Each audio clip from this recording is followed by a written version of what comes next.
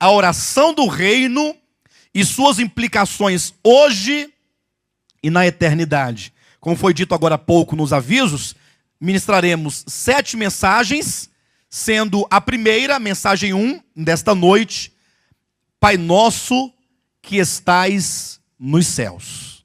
Amém? A ministração de hoje consiste tão somente nessa expressão, Pai Nosso que estais nos céus. Agora veja, queridos, que talvez alguém pergunte, pastor, por que a oração do reino? Por que suas implicações hoje e na eternidade? Se nós bem atentarmos para o contexto em que essa oração se encontra, nós encontramos a oração do Pai Nosso tanto em Mateus quanto em Lucas. Mas somente em Mateus é que nós vamos encontrá-la ela por inteiro. Até mesmo porque o livro de Mateus é o livro que fala sobre o reino. Que fala sobre o reino dos céus, que fala sobre o rei do reino dos céus, que fala sobre a lei do reino dos céus, os cidadãos do reino dos céus. Então o livro de Mateus, ele tem esse particular em colocar em destaque tudo que diz respeito ao reino de Deus, mas numa conotação sendo o reino dos céus. Haja vista que os judeus do Antigo Testamento, eles tinham certamente, tinham tanto o reino quanto uma visão do reino. Mas o reino e a visão de reino que eles possuíam era de um reino terreno, de um reino aqui e agora, em que o descendente de Davi haveria de se assentar ali e então subjugar todas as nações e todos os povos. Mas nós sabemos, pela revelação do Novo Testamento, que tendo vindo Cristo, há uma guinada na revelação da Escritura, porque a partir de Cristo, agora o olhar se volta para as coisas eternas e espirituais. Então esse reino de que trata a oração do Pai Nosso, tanto quanto o livro de Mateus, é o reino celestial, de natureza celestial, o reino que nós hoje já temos dentro de nós, mas que aguardamos pela sua manifestação. Então a oração do Pai Nosso, ela é a oração do reino, porque toda ela está voltada para o cumprimento da vontade de Deus, que será realizada plenamente por ocasião do reino milenar e então do reino eterno. Não é uma oração, como nós podemos olhar, por exemplo, na Bíblia há muitas orações, né?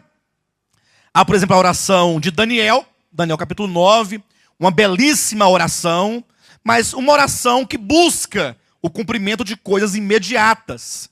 A restauração de Jerusalém, a restauração do povo. E nós sabemos que nós podemos, sim, orar a Deus pedindo coisas imediatas. Até porque a Bíblia nos ensina que nós devemos tornar conhecidas diante de Deus as nossas petições. Nós devemos tornar conhecidas as nossas ansiedades, lançar sobre o Senhor todas as nossas ansiedades em oração. Mas a oração do Pai Nosso, ela é um tanto diferente, tanto nos seus objetivos, quanto na sua natureza. Observem só o que diz a oração do Pai Nosso. Pai Nosso que estais nos céus. Aí vem, esta é uma invocação, né? Pai Nosso, você clama, invoca pelo Pai Celestial, para em seguida você então declarar os seus pedidos. Aí diz, santificado seja o teu nome. Veja que é uma oração que busca coisas eternas relacionadas a Deus. Venha o teu reino e seja feita a tua vontade. E mesmo quando nessa oração se fala de coisas terrenas, no caso do pão nosso de cada dia, perdoa nossas ofensas e livrai-nos do mal, mas ainda assim não trata de coisas efetivamente da terra, mas trata apenas da sobrevivência e do livramento. Atitudes essas que nos projetam para a eternidade, porque só reinarão com o Senhor aqueles que certamente hoje aprenderam a oração do Pai Nosso no seu coração. Não somente aprenderam na mente, mas entenderam com o coração, e então agora experimenta essa oração e tem nos lábios essa oração a cada dia. Cada um desses pedidos é muito singelo, é muito profundo e é muito maravilhoso. Então a oração do Pai Nosso fala desse reino eterno, de uma projeção da nossa vida para a eternidade, e sobretudo porque enfatiza coisas essenciais.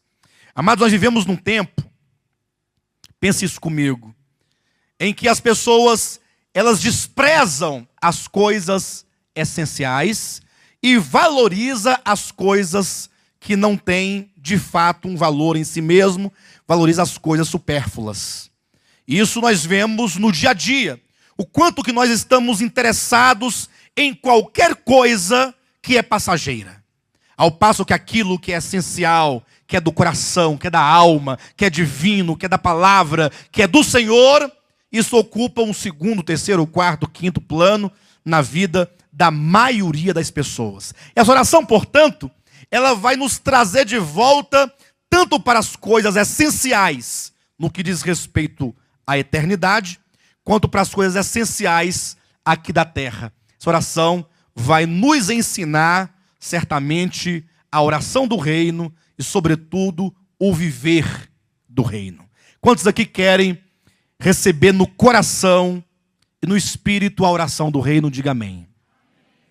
Tem um desejo mesmo de adentrar essa oração e compreender em cada detalhe a sua importância, aquilo que o Senhor declarou. Então, ouça no espírito, ouça com o coração. Peça a Deus: Senhor, eu quero e eu preciso da tua revelação. Hoje vamos nos deter aqui apenas em Pai Nosso, que estais nos céus, que é uma invocação. A oração começa com uma invocação. Aquele que ora, ele se dirige a alguém. Se dirige a Deus, certamente. Mas veja como que o Novo Testamento traz, já nessa primeira expressão, nessa invocação, uma verdade que é fundamental. Porque não se começa dizendo Deus eterno, ou soberano, ou altíssimo, ou glorioso, ou qualquer nome que de alguma maneira distancie Deus de nós. Mas, pelo contrário, começa-se com um vocativo que aproxima o eterno de nossas pessoas, de nossas vidas. É a expressão Pai Nosso. Então logo nós temos aqui uma expressão que nos lembra a filiação. E esta é uma verdade fundamental do Novo Testamento. Todo cristão, para orar essa oração, ele precisa entender por que ele se dirige a Deus como Pai. E logo alguém diria assim: pastor, mas Deus não é Pai de todo mundo? Então, mais do que normal, mais do que comum, que alguém que ore ao Senhor dizendo Pai Nosso. Mas veja que uma das grandes verdades bíblicas, eu não quero que você se ofenda com isso, mas é a verdade, é que todas as pessoas que são criadas por Deus, certamente Deus criou todas as coisas, mas todos os seres humanos criados são revelados, são mostrados na Bíblia como sendo criaturas de Deus.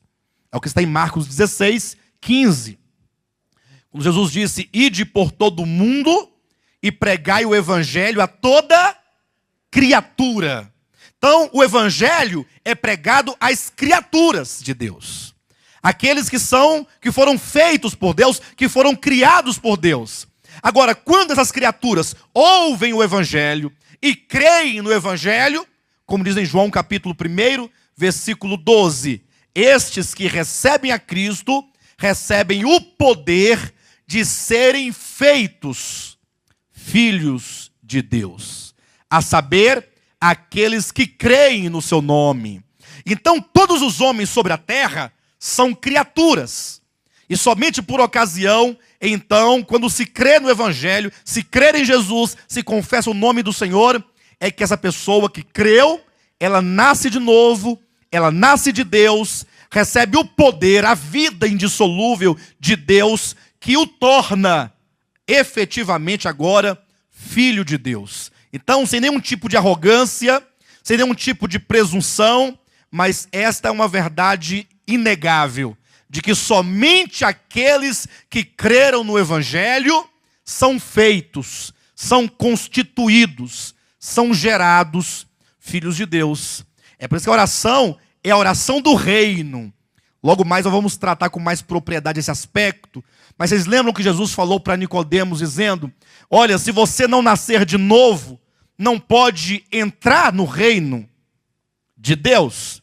Ou seja, para se entrar no reino, e não é um entrar objetivo, como quem entra num salão, ou como quem entra em algum espaço físico, mas para entrar no reino no sentido de você agora ser participante da vida desse reino, para que você seja efetivamente no seu espírito, na sua alma e finalmente no seu corpo, plenamente um cidadão do reino, da família de Deus, tem que nascer de novo.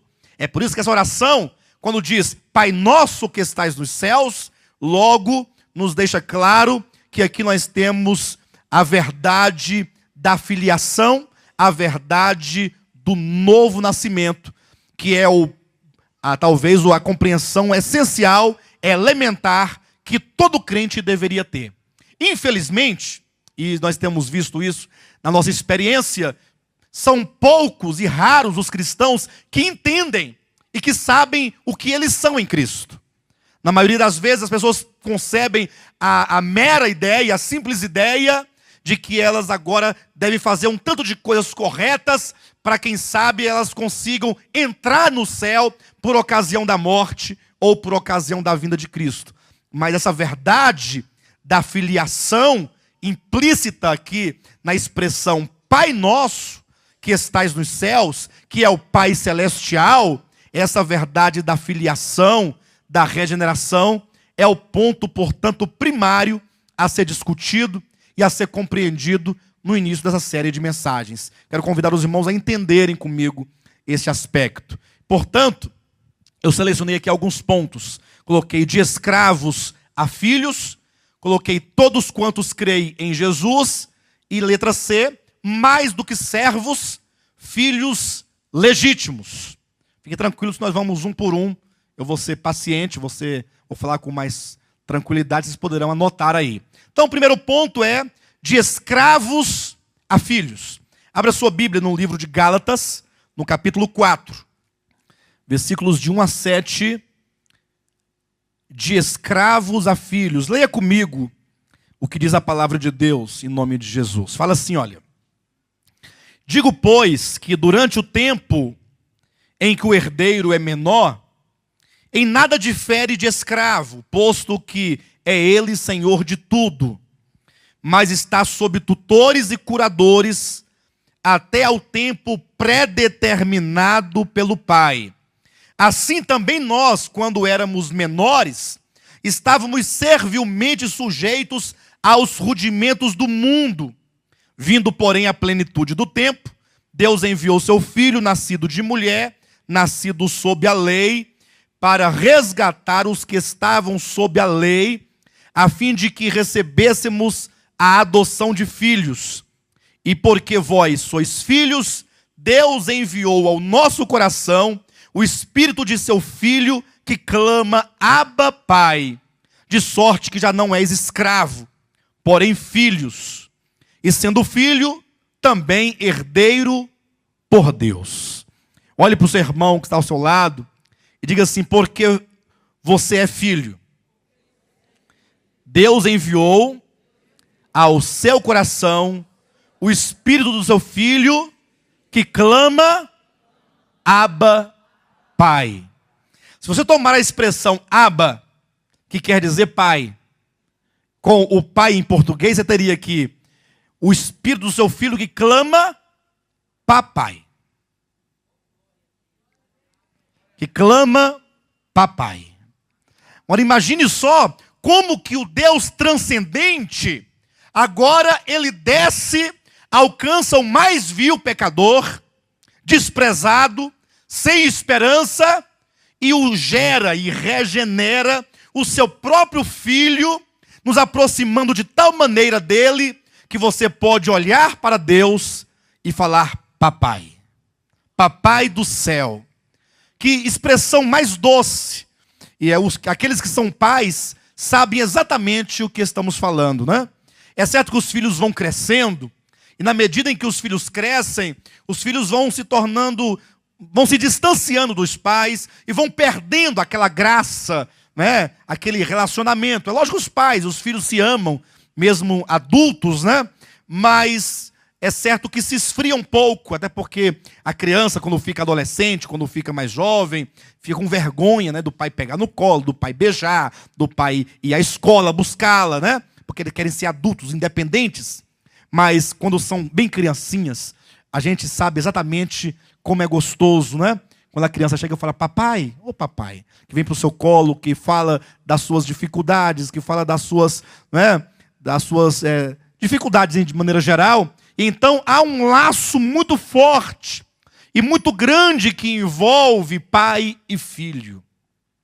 Veja que o texto sagrado nos fala aqui que durante o tempo em que o herdeiro é menor, em nada difere de escravo, posto que ele é senhor de tudo.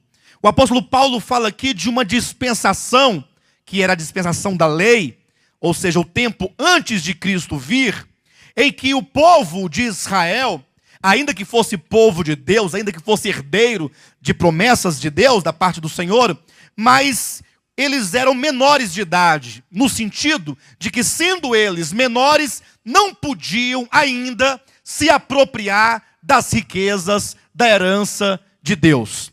E aí então o apóstolo anuncia, quando diz no versículo 4, vindo porém a plenitude do tempo, Deus enviou seu filho, nascido de mulher, nascido sobre a lei, para resgatar os que estavam sob a lei. A lei, queridos, na verdade, era a expressão do caráter de Deus. A lei, como diz Romanos no capítulo 7, é santa, é justa, é boa, é espiritual.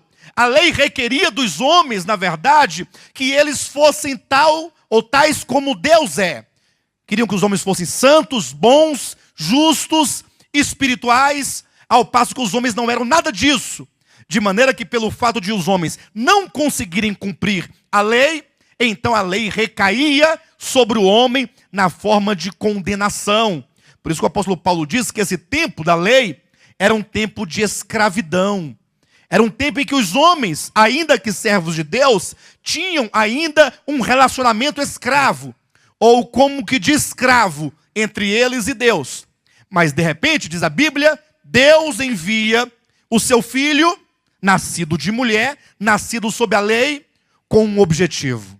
Qual é o objetivo? A fim de resgatar-nos. De resgatar-nos de quê? A fim de que fôssemos resgatados da maldição da lei, para que nós pudéssemos receber, como diz o texto, a adoção de filhos. E porque sois filhos, então Deus enviou ao nosso coração o Espírito do seu Filho que clama, Abba, Pai. Ou seja, no momento em que nós confessamos o nome do Senhor, o Espírito do Filho de Deus, que é Jesus Cristo, ele vem habitar dentro do nosso ser, dentro do nosso espírito, dentro do nosso coração, nos fazendo filhos de Deus. Então nós já não somos mais escravos, não temos mais com Deus um relacionamento baseado na lei, de escravidão, de sujeição. Antes, nós fomos constituídos filhos de Deus. Conforme está em João capítulo 1, versículo 11. Cristo veio para os seus, mas os seus não o receberam. Veja, mas a todos quantos o receberam, deu-lhes o poder de serem feitos filhos de Deus, a saber, os que creem no seu nome. Quantos aqui receberam a Cristo Jesus? Você já recebeu a Jesus Cristo? Eu não estou me referindo aos apelos que comumente se fazem na maioria das igrejas. Até mesmo tem pessoas que falam, pastor, você não faz apelo. Você deveria fazer apelo. Aqueles apelos bem apelativos, né? Aquele apelo que apela para a emoção das pessoas, para que elas se emocionem e aceitem a Jesus. Eu quero dizer para os irmãos que esse não é um conceito bíblico, na verdade. Na verdade, o crer é algo que acontece no seu coração. E o testemunho público desta fé se dá por ocasião do batismo. O simples ato de alguém levantar a mão não significa muita coisa. O que vale é a confissão com os lábios daquilo que está dentro do coração por ocasião do batismo. Então essas pessoas que de fato creram, confessaram a Cristo e receberam a Cristo, veja o testemunho da Bíblia. Nós, os que cremos, nós recebemos o espírito de filiação que de dentro de nós clama, Pai.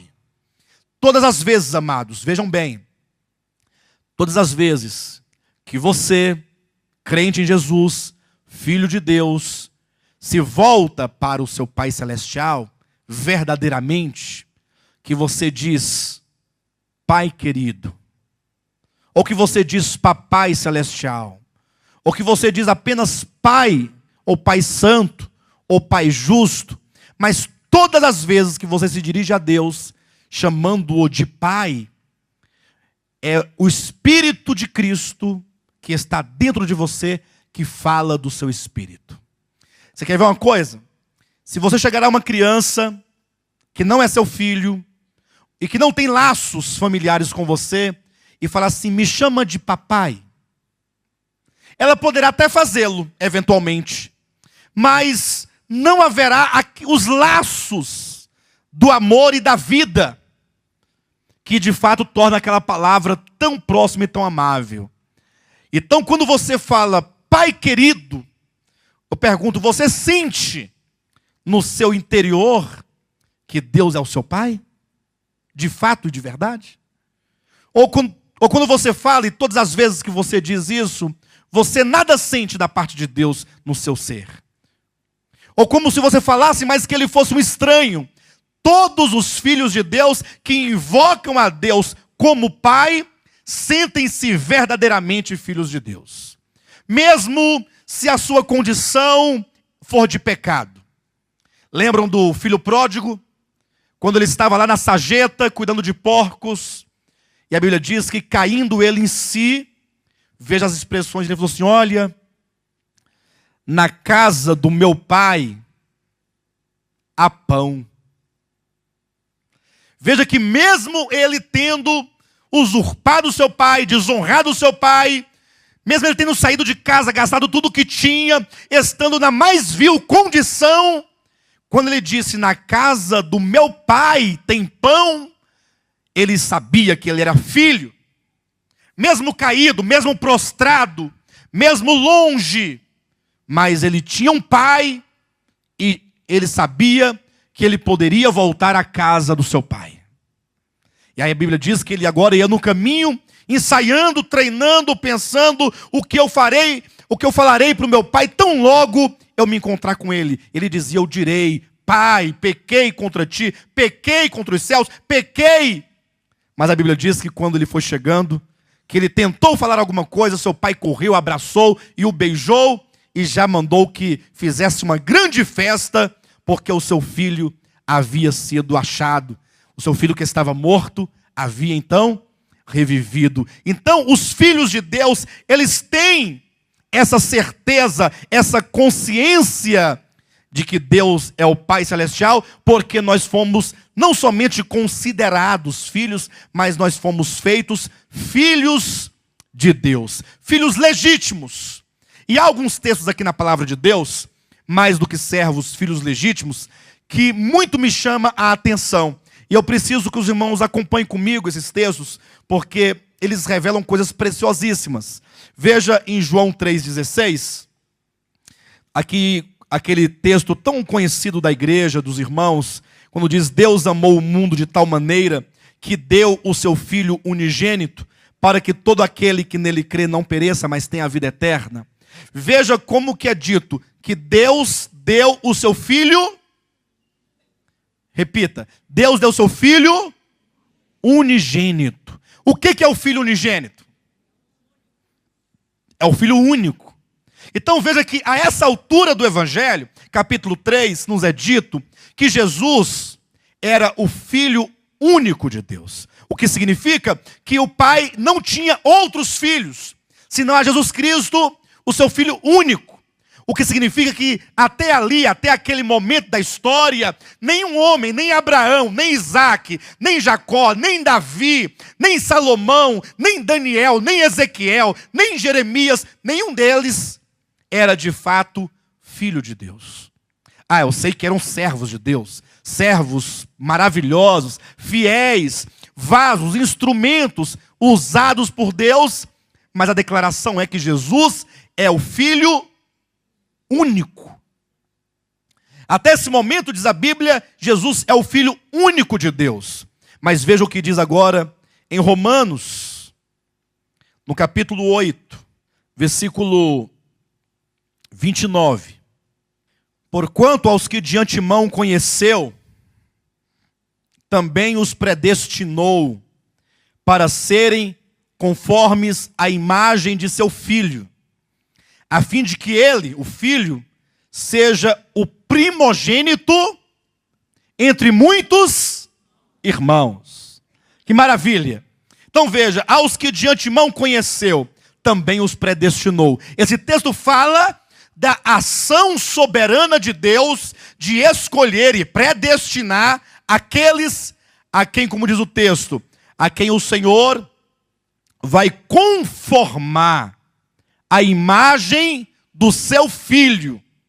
Por que o Senhor quer conformar muitos à imagem do seu Filho Jesus?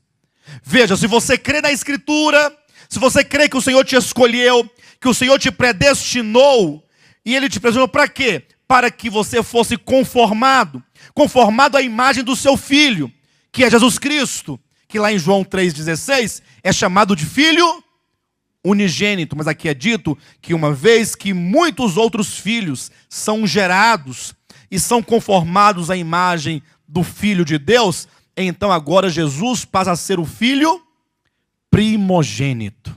Está na sua Bíblia? Para que ele, Jesus, seja o primogênito. Ou seja, se em João, Jesus é o Filho unigênito, agora, depois de sua morte e ressurreição, agora que muitos creram no seu nome, que muitos o invocaram, que muitos o receberam como vida, agora muitos outros filhos são gerados por Deus e Jesus passa a ser o Filho primogênito. Ele agora não é mais o filho único, ele é o primeiro filho, para que agora, sendo ele o primeiro, agora no meio de tantos outros filhos de Deus, diz a Bíblia, para que ele seja o primogênito entre muitos irmãos. Ou seja, agora nessa era do Novo Testamento, nessa era da maioridade, nessa era do Espírito, nós somos feitos filhos de Deus e Jesus já não é mais o filho unigênito, ele é o filho primogênito, ele é o primeiro de tantos irmãos que vão constituir agora uma família. Abra sua Bíblia no livro de Hebreus, capítulo 2, e veja como essa verdade é tão claramente revelada, declarada de maneira expressa. Hebreus, capítulo 2, a partir do versículo 11. Diz assim, olha: pois tanto o que santifica como os que são santificados, todos vêm de um só. Por isso é que ele não se envergonha de lhes chamar irmãos, dizendo: a meus irmãos declararei o teu nome, cantar-te-ei louvores no meio da congregação. Queridos, eu quero rogar aos irmãos, que os irmãos voltem o olhar e o coração para tão grande verdade bíblica. Não pense você que a igreja é a reunião de um tanto de pessoas com interesses diversos, que buscam pelos seus próprios interesses passageiros e tão somente isso. É certo que há muitas pessoas, inclusive, que desprezam a igreja. Mas quando a Bíblia fala sobre a igreja, e aqui está o termo congregação, que é a reunião dos filhos de Deus, é dito que o próprio Jesus, ele está no meio da congregação, no meio dos seus irmãos, e é dito, primeiro, ele não se envergonha de lhes chamar irmãos. Vocês olham para mim e falam assim: lá está o irmão Alexandre. Eu sou o irmão Alexandre, amém? Prazer em conhecê-los. Olha para o seu lado, quem está aí do seu lado? Quem é o irmão que está do seu lado? Quem é o irmão? A irmã Lúcia, Olha que coisa interessante. Olha quem está aqui, olha. O irmão Manuel. Irmão Manuel. Emanuel. Irmão Emanuel. Quem está do seu lado aí? Irmã Edna. Irmão Francisco. Vocês não viram o irmão Jesus por aí? Hã? Vocês conhecem o irmão Jesus? Vocês já pararam para pensar isso? Pastor, respeita Jesus. Você está blasfemando em negócio de irmão Jesus. Ora, Jesus não se envergonha de nos chamar irmãos. E às vezes nós temos vergonha de chamar o irmão de irmão. Hã? Emanuel, Deus não se envergonha de chamar você de irmão. Jesus olha e fala, irmão Emanuel, quanto tempo. Essa visão é uma visão muito profunda da verdade. Porque nós temos que ultrapassar e transcender essa visão terrena das coisas. Você tem que olhar além da aparência exterior de cada pessoa aqui e ver a vida de Cristo, o Espírito de Jesus Cristo, o Espírito de filiação, o Espírito do Filho de Deus, que dentro de cada um de nós clama, Pai. Portanto, nós somos uma família. A igreja é uma família. E nós devemos viver em família, viver em comunhão, porque nós temos um Pai comum. O mesmo Pai de Jesus Cristo é o nosso Pai. Nós não somos filhos adotivos, nós somos filhos legítimos, gerados e regenerados pela vida de Cristo Jesus. Diz a Bíblia que quando então a igreja se reúne, a congregação quer dizer congregados, os irmãos reunidos, é dito que Jesus está no meio. A meus irmãos declararei o teu nome, cantar-te-ei louvores no meio da congregação. Então, quando nós nos reunimos, Jesus sempre está presente. Sempre que a igreja se reúne, Jesus está presente. Eu sei que quando a gente fala sempre que a igreja se reúne, a gente fica pensando em qual igreja, né? E aí nós, neste momento, queremos não pensar em nenhum nome, porque os nomes denominacionais não expressam nada. Eu quero dizer com igreja tão somente o ajuntamento daqueles que creem em Jesus e que se reúnem na base do seu nome. Eu não estou me referindo aqui a campanhas para ganhar dinheiro, campanhas para acabar com macumba, não. Eu não estou falando aqui de campanha de empresário, não. Estou falando da família de Deus, os filhos de Deus, que se reúnem ali porque são regenerados para declarar o nome do Pai e para entoar louvores ao Pai Celestial. Então, quando a igreja se reúne, Jesus está presente. Quando nós cantamos ao Pai Celestial, declarando o seu nome, a sua obra, os seus feitos, exaltando a Deus, Jesus está no meio da igreja. Juntamente conosco também dizendo que o Pai é santo, que o Pai é maravilhoso, o Filho adora ao Pai juntamente com todos os seus irmãos. E aqui nesse ponto eu quero aqui aproveitar esse momento, dizer algo à igreja.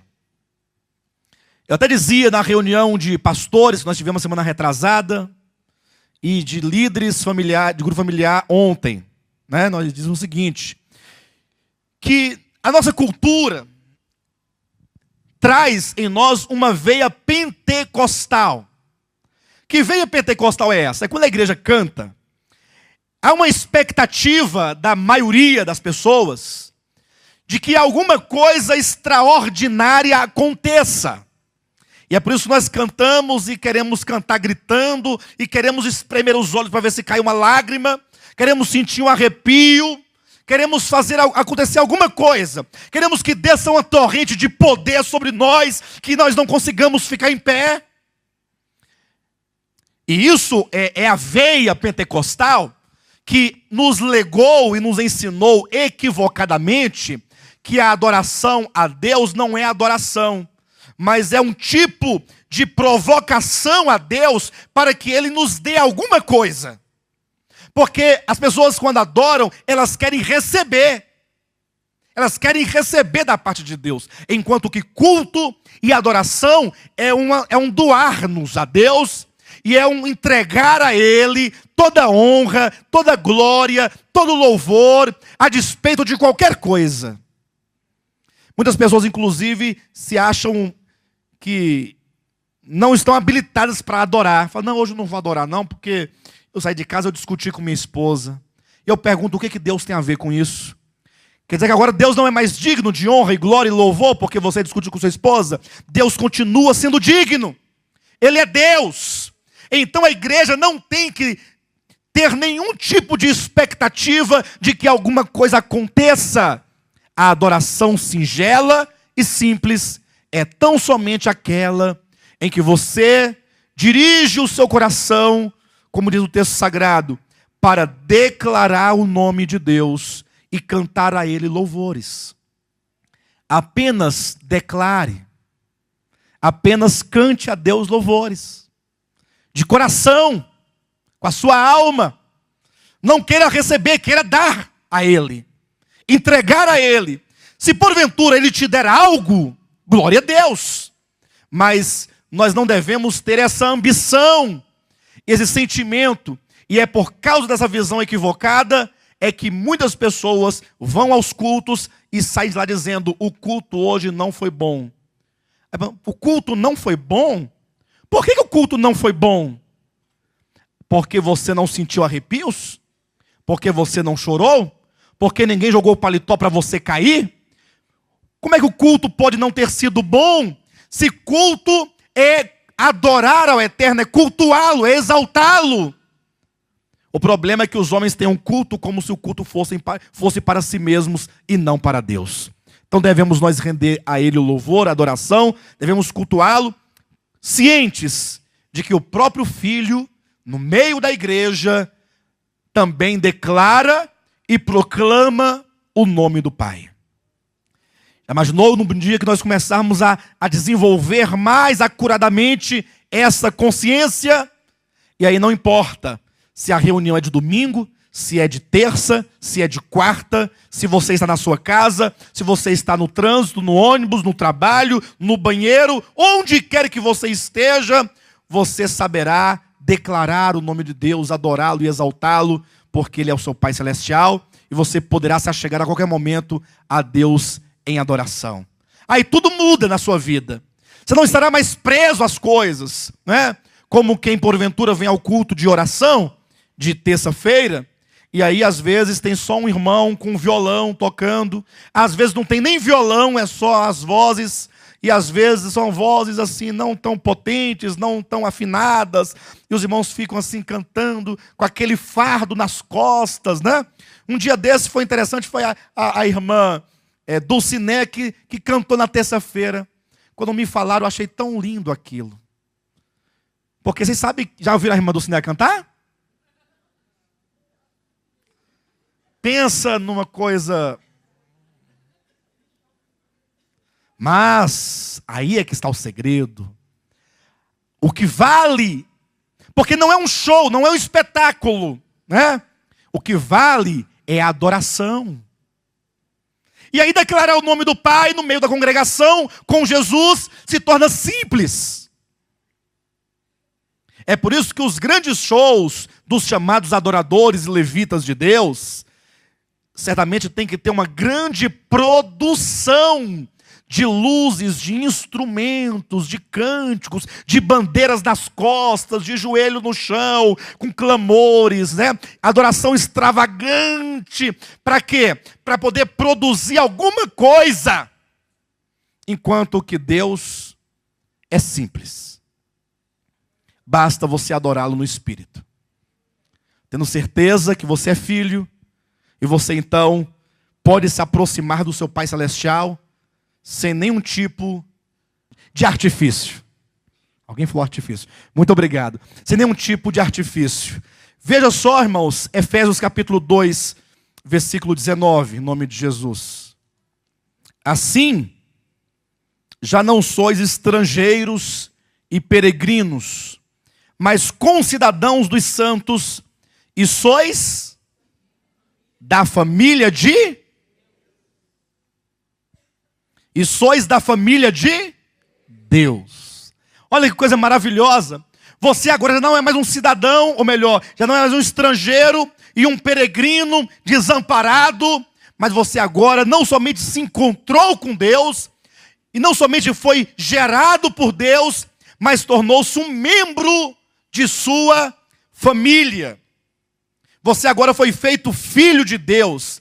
Eu me recordo do texto de Mateus capítulo 12, quando ali no momento em que os judeus negaram a Cristo definitivamente, e até declararam que a obra que ele realizava era feita pelo poder de Belzebu, de Satanás. Naquele momento, diz a Bíblia, que alguém falou assim: olha, Jesus, estão lá fora te chamando a tua família. Está lá sua mãe e seus irmãos e suas irmãs.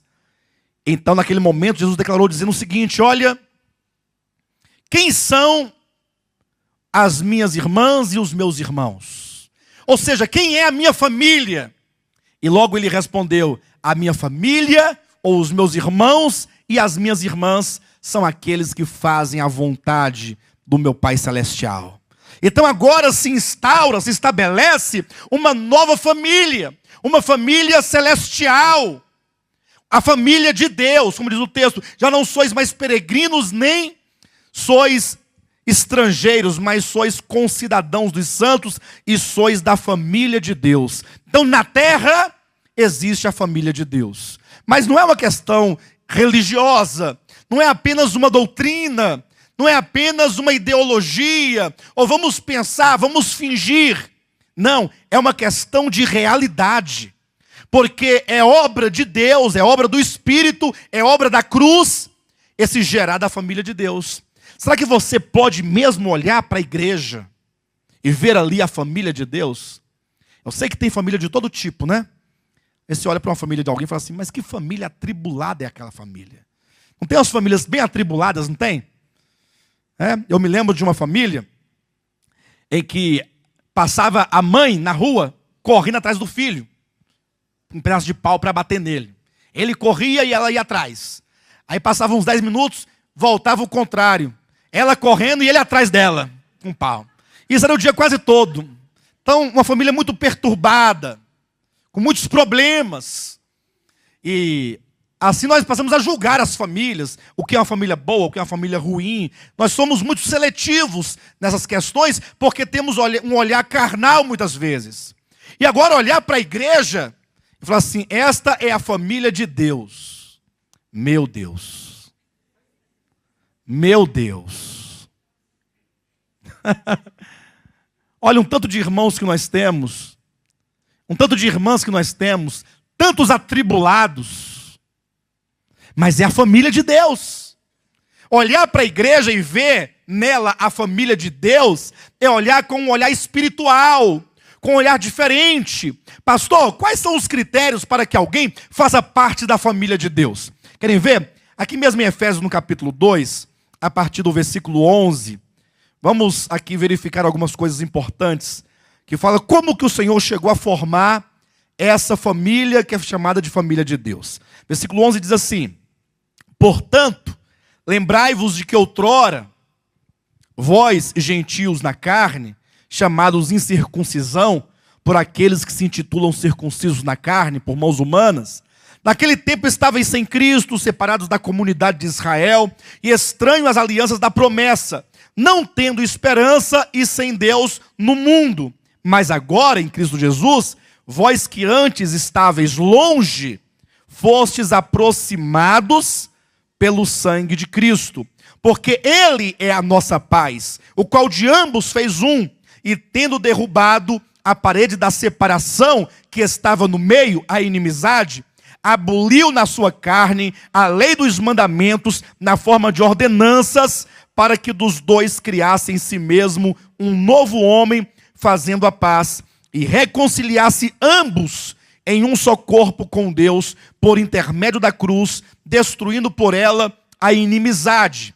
E vindo, evangelizou paz a vós outros que estáveis longe, e paz também aos que estavam perto, porque por ele ambos temos acesso ao Pai em um Espírito.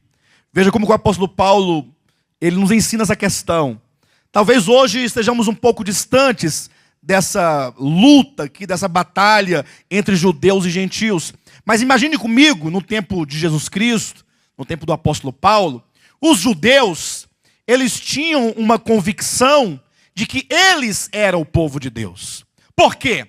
Ora, porque eles eram uma nação a quem Deus havia tirado do Egito, a quem Deus havia entregado a lei, os profetas. Deus fez com eles uma aliança, ao passo que todos os demais povos, que não eram judeus, eles eram desprezados pelos judeus. E como diz bem claramente o texto, eles eram um povo separados da comunidade de Israel, era um povo estranho às alianças, era um povo que não tinha esperança e sem Deus no mundo. Imagina agora o orgulho e a arrogância do povo de Israel. Eles se orgulhavam dizendo: não, nós somos filhos de Abraão, nós somos descendentes legítimos de Abraão, e portanto nós somos o povo de Deus e os gentios não são nada. Então, de maneira que havia uma inimizade, sobretudo da parte dos judeus para com os gentios. E também da parte dos gentios para com os judeus, talvez por considerarem que os judeus, somente eles queriam ter essa prerrogativa de ser povo exclusivo do Eterno.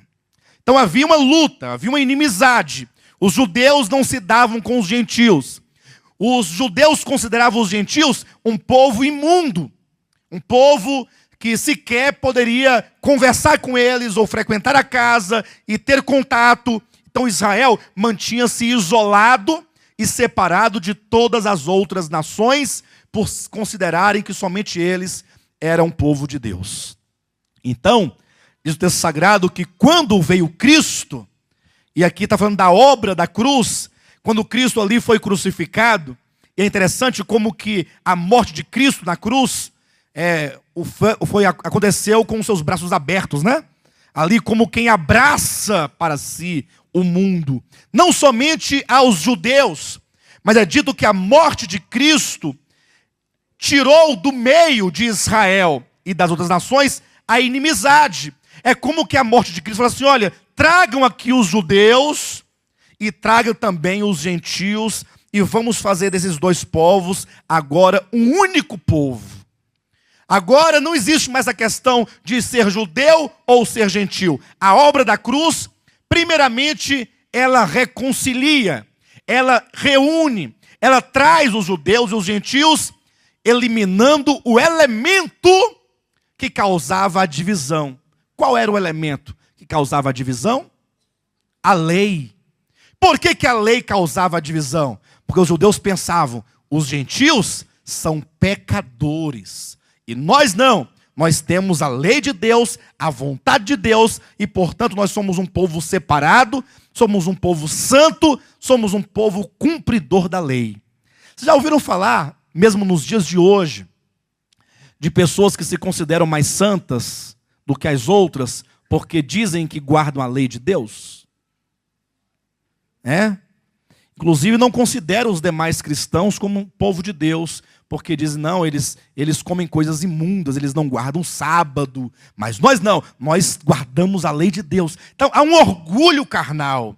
Essas pessoas certamente não entenderam Efésios capítulo 2, que ensina que a morte de Cristo na cruz do Calvário, ali estava eliminando toda inimizade. De que maneira? A morte de Cristo oferece perdão, oferece reconciliação, oferece justificação gratuita a todo aquele que crê. Ninguém agora mais pode falar, não, eu sou guardador da lei, ou eu sou melhor do que outro porque ele não tem a lei e eu tenho a lei. Não, a primeira providência de Cristo foi, tira a lei de contexto. Nenhum homem é justificado diante de Deus por obras da lei. Nenhum homem vai alcançar de Deus o seu favor porque cumpre a lei ou procura agradar a Deus mediante as obras da lei.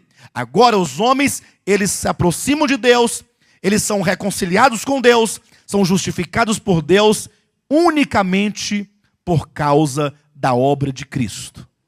Se o judeu, ele quiser o favor de Deus, ele tem que deixar de lado a lei e aproximar-se do Pai por meio de Cristo. Se o gentio quiser o favor de Deus, ele tem que ir a Deus mediante o sacrifício de Cristo. Não tem como o homem ir a Deus sem passar por Jesus Cristo, que é a nossa reconciliação com Deus. Então já não há mais orgulho, já não há mais inimizade, já não há mais arrogância. A morte de Cristo na cruz do Calvário elimina a inimizade, elimina a lei, reconcilia os povos, e agora, como é dito no versículo 16, e reconciliou ambos em um só corpo com Deus, por intermédio da cruz, destruindo por ela a inimizade. No 17, e vindo, evangelizou paz a vós outros que estáveis longe, isto é, os gentios, e paz também aos que estavam perto. Aqueles que se aproximam de Cristo e creem na sua obra de redenção, eles estão totalmente desprovidos de qualquer justiça própria. A família de Deus, ela é formada por todos aqueles que se despiram de justiça própria, que não se acham merecedores, mas que se aproximam, não porque se considera bom, não porque se considera santo, não porque se considera justo, mas ele se aproxima de Deus porque ele acredita que o sangue de Jesus Cristo, seu Filho, nos purifica de todo pecado. Aí a Bíblia traz uma questão, né? Por que o orgulho? Então, onde é que está a jactância? Irmãos, mais do que nunca, eu acredito, nós temos que entender esta verdade. Porque, querendo ou não, nós trazemos aí um ranço da religião velha, caída, evangélica, de que somente os bons são aceitos por Deus. Vocês já viram isso por aí? Que você tem que ser o melhor. É por isso que a pessoa fica ali muito tempo jejuando, cabelo comprido, roupão comprido, não tem televisão, não ouve rádio, é um homem das cavernas. Santo. Quanto mais santo, mais a cara fechada, mais cara ruim, mais ranzinza, mais perseguidor, mais acusador. Vocês vão para o inferno, vocês não fazem a vontade de Deus. Essa pessoa está totalmente longe do reino. Nunca viu o reino. Ao passo que a família de Deus são aqueles que se viram pecadores, se reconheceram pecadores e sabem que não existe outro caminho, que não existe saída, senão em Jesus. Esses passam pela cruz porque recebem o sacrifício como sendo o pagamento da dívida. Eu tenho, ou diria melhor, né? Eu tinha para com Deus uma dívida muito grande. Sabe qual era o tamanho da minha dívida para com Deus? Eu devia a minha própria vida. O salário do pecado é a morte. Aí me veio a boa e grande notícia. Jesus, na cruz do Calvário, morreu pelos seus pecados. Mas e os judeus que eram tão arrogantes, porque eram, em tese ou teoricamente, cumpridores da lei? Agora já não há mais lei. Agora, sem lei, se manifestou a justiça de Deus. Sem lei. O seu jejum, a sua oração, as suas campanhas, o seu dízimo, nada disso tem valor. Você não será salvo por essas coisas. Você não pode chegar diante de Deus por causa dessas coisas. Não pode. Ah, pastor, eu duvido. Você sabe de nada. Sabe que tem um povo por aí que diz assim que se tem uma pessoa confusa aqui, sou eu, né?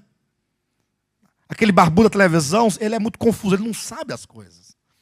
Aí, para desmontar esse sistema perverso do maligno, basta você se lembrar daquela parábola de Jesus, que diz que 2 homens subiram ao templo a fim de orar. É coisa simples. Um publicano e um fariseu. Bem, quem era o publicano? Publicano, queridos, naquele tempo, a semelhança das meretrizes e dos samaritanos, era o povo, aos olhos dos judeus, o povo mais pecador, mais indigno. Mais indigno. Quando os judeus pensavam num samaritano, ou numa prostituta, ou num publicano, pensavam numa pessoa muito miserável, muito pecadora. A mais pecadora, a mais vil, a mais perversa. Era assim que eles pensavam. Então Jesus falou que um publicano, o mais perverso, o mais vil, subiu ao templo a fim de orar. E subiu também um fariseu. Quem era o fariseu ou quem eram os fariseus? Eram os mais santos que havia na religião judaica. Era da seita mais severa do judaísmo. Um povo bem vestido, não mostrava nem os ossinhos aqui das mãos e nem dos pés. Totalmente cobertos, longos vestidos, que ficavam orando o dia todo com as mãos para cima no templo, que jejuava 3 vezes por semana, que dava o dízimo de tudo quanto tinha. Pensa numa pessoa santa. Pensa. Ambos, o publicano e o fariseu, subiram ao templo para orar. Eu pergunto, como é que você se vê? Você se vê um publicano ou um fariseu? Não, tudo bem, eu sei que você não vai querer dizer que você parece um fariseu, mas você sabe que você parece, não sabe? Lá no fundo, você se sente um fariseu. Sabe quando é que isso acontece, se manifesta? Quando você olha para o irmão Emanuel, fala assim, coitado daquele irmão. Se ele estiver pensando que ele vai reinar, ele está muito enganado. Ele pensa que eu não sei? Eu sei. Eu sei. E a irmã Noemi, aquela carinha de santa, não me engana, não me engana. Quando nós fazemos isso, nós estamos demonstrando que lá no nosso interior há um espírito de fariseu. Porque nós não nos consideramos pecadores. Sempre achamos que os outros é que são. Os outros é que são indignos. Aí diz a Bíblia que o fariseu começou a orar. E aí ele orava de si para si. Ó Deus, tu sabes que eu dou o dízimo de tudo quanto tenho. Tu também deve estar ciente de que jejuo 3 vezes por semana, faço as minhas orações devidas. Era uma informação a Deus do que ele fazia. Ao passo que o publicano, coitado, diz a Bíblia, considere só isso, que ele sequer considerava-se digno de olhar para cima. Ele não olhava para cima. Ele não se via nessa dignidade, olhava tão somente para baixo e batia no peito, dizendo, ó Senhor, sê propício a mim, pecador. Aí vem a pergunta de Jesus que acaba com tudo, que destrói tudo, dizendo, qual dos dois saiu do templo justificado? Qual? O pecador. Por quê? Porque confiou inteiramente na graça de Deus. Isso não é uma apologia ao pecado. Isso é uma declaração do Evangelho, de que Jesus veio para os doentes, não foi para os sãos. Ele veio para a ovelha perdida, para a dracma perdida, para o filho perdido. Ele veio resgatar, perdoar, lavar, justificar, santificar e levar ao Pai, mediante a sua obra de redenção, que nos compra, que nos adquire, que nos perdoa, que nos purifica. O judeu, se quiser ir a Cristo, deverá ir pela fé. Olha esse texto aqui de Gálatas, abre rapidamente sua Bíblia. A gente já volta aqui para Efésios. Gálatas capítulo 2, a partir do versículo 15. Encontraram? Veja o que diz. Nós, judeus por natureza, e não pecadores dentre os gentios. Essa era a ideia que os judeus tinham a respeito de si mesmos. Nós, judeus por natureza e não pecadores dentre os gentios. Então, na mente do judeu, os gentios eram os pecadores. Eles não eram, não. Aí está aqui. Nós, judeus por natureza, não pecadores entre os gentios, sabendo, contudo, que o homem não é justificado por obras da lei, e sim, mediante a fé em Cristo Jesus. Também temos crido em Cristo Jesus, para que fôssemos justificados pela fé em Cristo, e não por obras da lei, pois por obras da lei ninguém será justificado. Graças a Deus, né? Glória a Deus. Diga com o seu coração, por obras da lei, ninguém será justificado. Diga para o seu irmão, por obras de lei, ninguém é justificado. Ninguém. Que maravilha. Que coisa mais gloriosa. Como diz o texto 17. Mas, se procurando ser justificados em Cristo, fomos nós mesmos também achados pecadores, dá-se ao caso de ser Cristo ministro do pecado? Certo que não, porque se torna a edificar aquilo que destruí, em mim mesmo me constituo transgressor. Porque eu, mediante a própria lei, morri para a lei, a fim de viver para Deus. Estou crucificado com Cristo. Versículo 21. Não anulo a graça de Deus. Pois se a justiça é mediante a lei, segue-se que Cristo morreu em vão. Você anula a graça de Deus?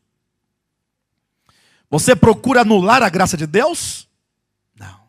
Estes então que se aproximam de Deus mediante a cruz, crendo no mais íntimo que o sacrifício de Cristo Jesus foi o pagamento pelos nossos pecados, estes recebem o espírito de filiação, conforme continua o texto aqui de Efésios, no capítulo 2, no versículo 18, quando diz, porque por ele ambos temos acesso ao Pai em um espírito. Ambos temos acesso ao Pai em um espírito. É o Espírito Santo que nos regenera. É o Espírito Santo que nos faz filhos de Deus. Nós cantamos aqui no início da reunião, vamos cantar agora no final da reunião, aquela canção que diz, uma chuva que cai e lava minha alma, uma chuva que vem da cruz de Jesus. Esse sangue que entra nas minhas veias e me faz conhecer quem é o meu Pai. Pelas suas feridas eu fui sarado, eu fui curado. Esse sangue tem poder, deixa o medo de lado. Você não se aproxima mais de Deus com medo, Ele é o seu Pai celestial.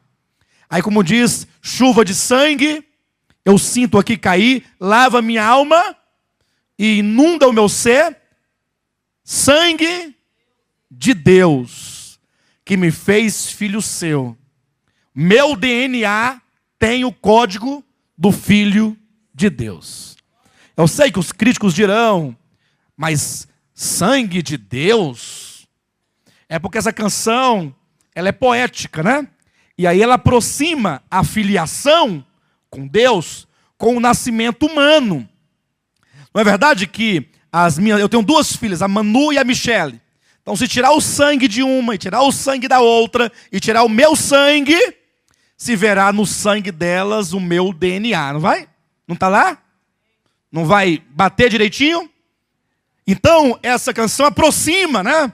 Então, o sangue de Deus, eu tenho elementos de Deus dentro de mim. Se pudesse ser feito um exame, né, do espírito humano, constataria que eu sou filho de Deus. Sou filho de Deus. Nasci do alto. Nasci do Espírito. Sou da família de Deus. Todos vocês, olha que coisa mais linda. Coisa linda é a família de Deus, é a casa de Deus. Então nós podemos orar. Pai nosso que estais nos céus. Quantos podem orar dizendo, Pai nosso que estais nos céus? Quantos podem se voltar para Deus e falar, Senhor, eu te invoco como Pai, porque Tu és o meu Pai celestial. Quando invocamos então, Pai nosso que estais nos céus, o Espírito do Seu Filho, no nosso espírito clama, lá do interior, do profundo do nosso ser, Pai. E nós somos recebidos como filhos, do mesmo modo que Jesus é filho de Deus. Somos, juntamente com Cristo, os muitos irmãos. Ele é o filho primogênito. Nós, os demais filhos, e juntos constituímos, portanto, a família de Deus. Amém?